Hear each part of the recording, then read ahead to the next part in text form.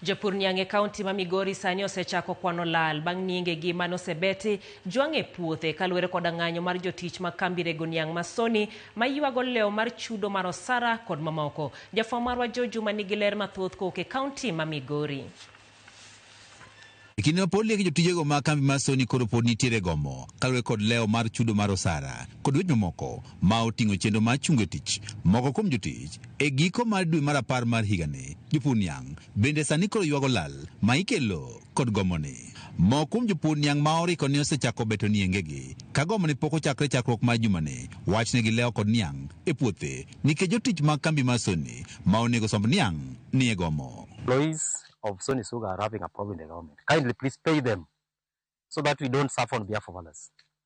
As farmers, we are not happy. I'm one of the farmers, and this is where my livelihood depends. So I am I'm requesting the government, if at all you have not cleared your bills with the employees of Sony Sugar Company, please clear it so that we don't suffer as farmers. Jopur gi mag niang' ka otele ko jalup jakom marokno ma jopur niang' e borokno ma Kenya Federation of Sugarcane Farmers e bade ma Migori Andrew Dande wach ni nienge jopur to e puothe nikech ng'anyo ma jotich ma Sony. If somebody is supposed to pay, who is supposed to pay them? Is it the farmer? And if it's not the farmer, it is the government for that matter. There's a transition committee who is supposed to ensure that the workers are paid in time for a specific period of time that they are so said. And if they don't pay these workers, and then now the workers abandon the farmers. So, who is to blame? Is it the farmer? Is it the new investor? Is it the worker?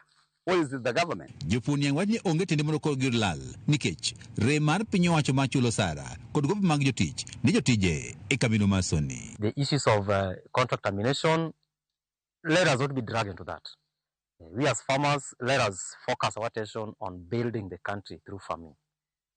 Sasa mimi naomba tu serikali, issue yenu na wafanyikazi, sisi kama wakulima, let us not be dragged into that. So we are not going to allow this one to happen because the period in which you are suffering, staying in the shamba for more than 2 years, even up to 3 years, is long gone.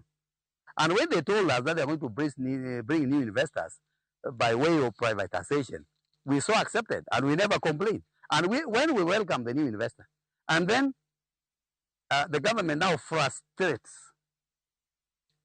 the effort of... E juma ni jotijego mag Sony osbedo ka ywak ni piny owacho pok ochulo gi gopegi kendo sara bende osbedo ka leo gino moseloso chenro mag tich e kambino mar Sony. Ichula pesa tan matimore nade matimo koro wakwayo sirikal plus taibu mokel kani otemo chulo jotich ma Sony mondo direpe bende oyude pesa seche ma riembo tinga tek giniang' kaka wadi king'iyo ng'ei ka lain opangore nyaka tung kech nego wa nyaka nyoro nwa jak bedo ka okinyi nyaka sani pod wabedo abeda ka gikech watiyo to pesa onge sani koro osekawo dweche 2 pok ochulwa nigi nyithindo wan gi jomodak manyaka chieng' niang' tuwe wi tinga kaso kwa gikae jotich beduto te ok chul tich ok nyal tiyori.